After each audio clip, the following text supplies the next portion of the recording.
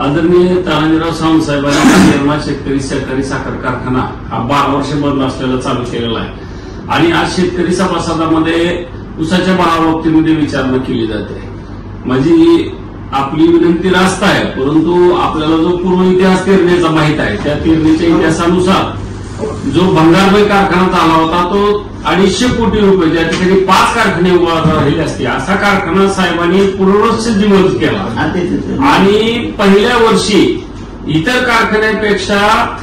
100 रुपये जादा भाव दिला। 2850 रुपये पहिल्या वर्षी भाव दिला, गेल्या वर्षी 2600 रुपयापर्यंत भाव दिलेला, इतर कारखान्यांनी 2700 रुपये अंतिम भाव दिलेला आहे। परंतु शेतकरी समोर की गेल्या वर्षी काय भाव देणार आहे ते साहेब येतो म्हणले होते मुली टाकण्याच्या कार्यक्रमाला, पण आदरणीय साहेबांना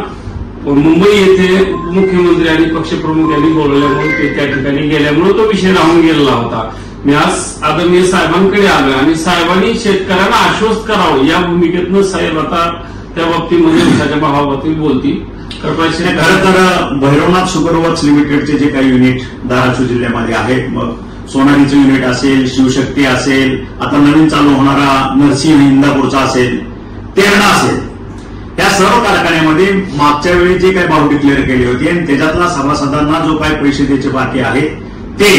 येत्या 25 नोव्हेंबर पर्यंत त्यांच्या खात्यावरती ती संपूर्ण रक्कम जमा होईल ह्याची ग्वाही मी देतो। एक भाग आणि सर्व सभासदांना सर्व शेतकऱ्यांना माहित आहे की जवळजवळ 8-10 लाख कॅपॅसिटीचे असणारे कारखाने गेल्या वेळेस ड्रॉट होता, ऊस नव्हती, ज्या ठिकाणी 10 लाखाचं गाळपाक निश्चित होतं त्या ठिकाणी 1 लाख 1.25 लाख अशा पद्धतीचं गाळप झालेलं आहे। त्याच्यामुळे मागचं वर्ष हे तोट्यातलं वर्ष होतं, तरी सुद्धा हे सांगून मी माझ्या दिलेल्या शब्दापासून किंवा कृतीपासून दूर जाणार नाही। येत्या 25 तारखेपर्यंत भैरवनाथ शुगर वर्क्स लिमिटेडचे असणारे जे काही युनिट्स आहेत